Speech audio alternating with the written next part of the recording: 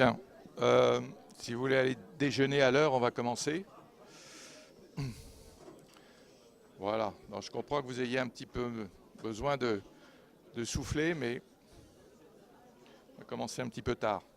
Voilà. Donc, Antoine Lafont vous a présenté une des pathologies importantes cardiologiques, c'est-à-dire les signes d'insuffisance cardiaque.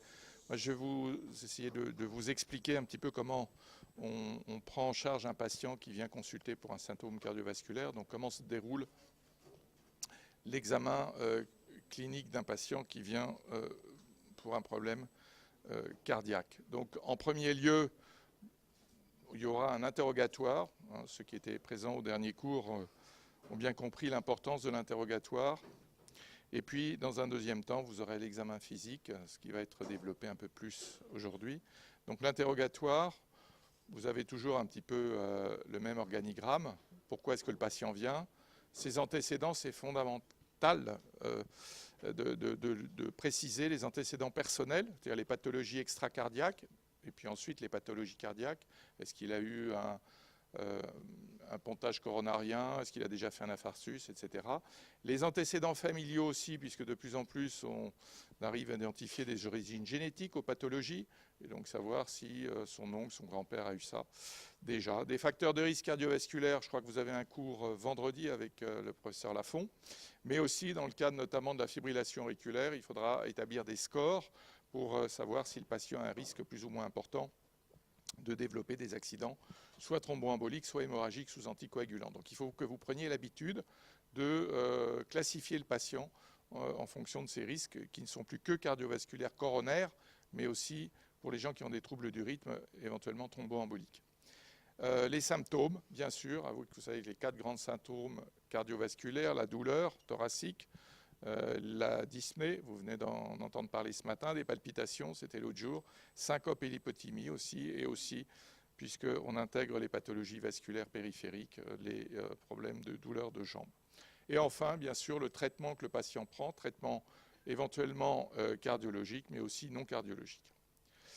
L'examen physique, il y aura 4 choses à faire. D'abord, regarder, donc l'inspection.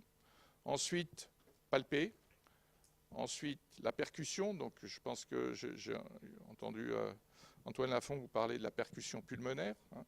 Donc, on prend sa main et on tape sur sa main et on écoute le bruit que ça fait suivant la présence ou pas d'un liquide ou d'un organe. On aura une auscultation plutôt mate alors que l'air donne une auscultation un bruit plutôt clair.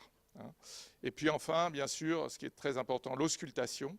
Alors c'est vrai que vous êtes à une époque où il y a énormément de techniques d'imagerie, l'échographie cardiaque, l'IRM, le scanner.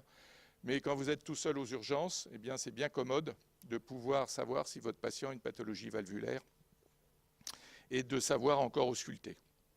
Alors là, on verra, l'auscultation n'est plus aussi fine que ce qu'elle était avant, puisqu'on n'avait aucune autre technique d'imagerie.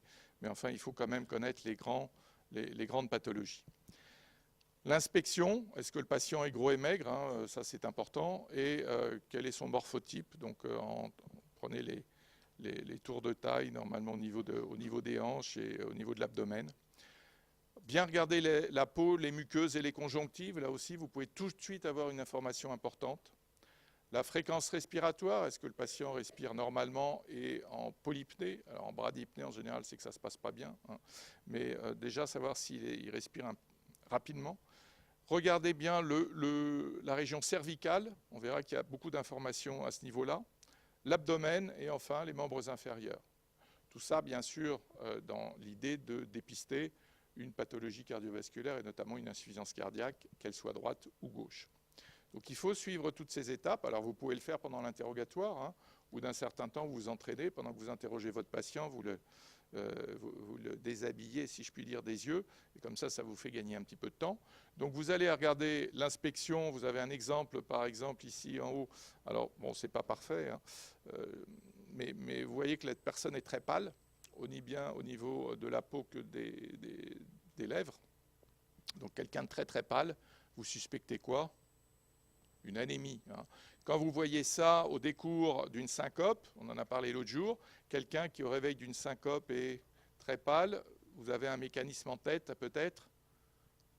le malaise vagal. Hein. Les gens qui font des malaises vagaux, ils sont extrêmement pâles et pendant plusieurs dizaines de minutes. La deuxième chose, c'est la cyanose. Antoine Lafont vous en a parlé. Ça se voit essentiellement au niveau des lèvres. Donc vous avez une hypoxie. Ça se voit souvent quand les patients ont une pathologie soit respiratoire, une embolie pulmonaire, insuffisance respiratoire, soit éventuellement une cardiopathie congénitale cyanogène. Au niveau des conjonctives, qu'est-ce que vous trouvez là? Hein, c'est un ictère, voilà. Donc bien sûr, ça se voit dans les pathologies, des pathologies, mais également dans le cadre de l'insuffisance cardiaque. Ça se voit dans quel type d'insuffisance cardiaque? Droite, hein, c'est un problème d'insuffisance hépatique, donc ça, c'est les insuffisances cardiaques droites donnent des ictères. Et puis vous regardez aussi les ongles. Qu'est-ce que vous avez? Vous avez des ongles bombés qui sont un petit peu cyanogènes. L'hypocratisme digital, hein, ça se voit chez les patients qui ont une hypoxie chronique. Donc vous voyez, là encore, en regardant votre patient, vous avez des informations. Je vous ai parlé de la région cervicale, donc la clavicule, le sternocléido-mastoïdien. Qu'est-ce qu'on regarde ici dans cette région-là? Voilà, une turgescence jugulaire, je vous en ai montré une ici, assez énorme. Donc pour qu'elle soit valide, il faut que le patient soit en position demi-assise, pas complètement couché, donc demi-assis. On regarde aussi les pouls, hein, les pouls carotidiens et éventuellement le pouls jugulaire. Dans certaines pathologies comme les blocs auriculo-ventriculaires, on voit que les deux pouls ne se battent pas en même temps. Et puis on va éventuellement regarder s'il n'y a pas à ce niveau-là un goitre. Pourquoi? Parce qu'il y a certaines pathologies rythmiques, notamment la fibrillation auriculaire, associée à des troubles thyroïdiens. Donc là encore, on regarde le patient pendant qu'on discute avec lui. Donc ici, c'est pour vous expliquer que chez les patients qui sont en position demi-assise, où on a une turgescence jugulaire, ça prouve qu'il y a une augmentation de la pression cardiaque dans l'oreillette droite et donc dans les cavités droites. C'est un signe d'insuffisance cardiaque droite.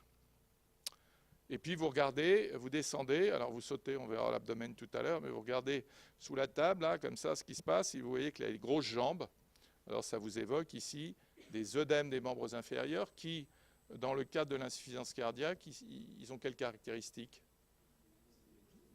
Voilà, ils sont mous, vous avez l'impression d'enfoncer dans du beurre. Hein, et vous voyez, ici, vous appuyez avec votre doigt, et quand vous enlevez votre doigt, la marque reste pendant quelques secondes. Donc ce n'est pas du tout les grosses jambes constitutionnelles. Vous avez vraiment l'impression que vous avez une infiltration de l'eau hein, qui sont dans le tissu sous-cutané. Et c'est un bon signe d'insuffisance cardiaque droite. Puis bien sûr, vous regardez ici une ascite. Ce n'est pas uniquement, là encore, une pathologie hépatique isolée. Dans le cadre de l'insuffisance cardiaque droite très évoluée, vous avez la présence de liquide dans la cavité abdominale.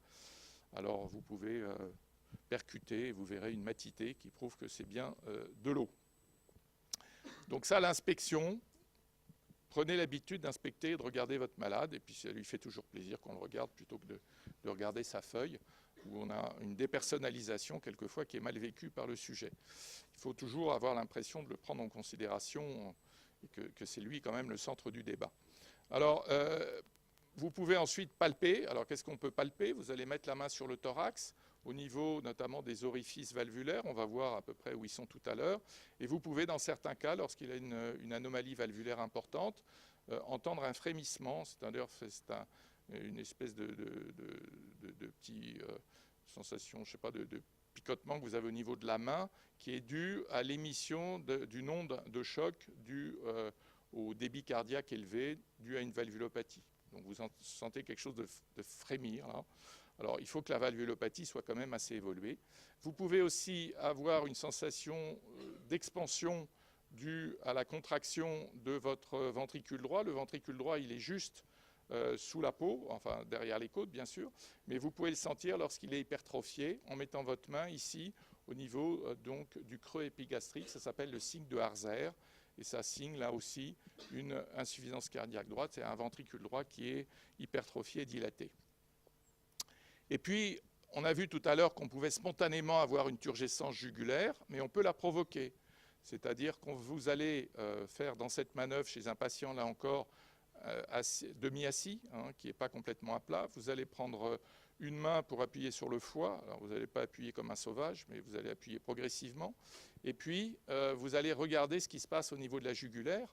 Alors, chez tout le monde, hein, quand on appuie sur le foie, il y a un petit peu de de sang qui reflue vers le haut, qui va aller vers la jugulaire, parce que le foie est bien sûr gorgé de sang. Mais chez le sujet normal, au bout d'une ou deux inspirations, eh bien, tout va se régulariser, la turgescence jugulaire disparaît. Par contre, en cas d'insuffisance cardiaque droite, comme il y a un volume sanguin plus important mis en jeu, notamment que le foie est plus dilaté, eh bien, il faudra plus de temps pour que cette turgescence disparaisse. Donc la persistance d'une turgescence jugulaire lorsque vous faites ce reflux hépato-jugulaire signe une surcharge ventriculaire droite.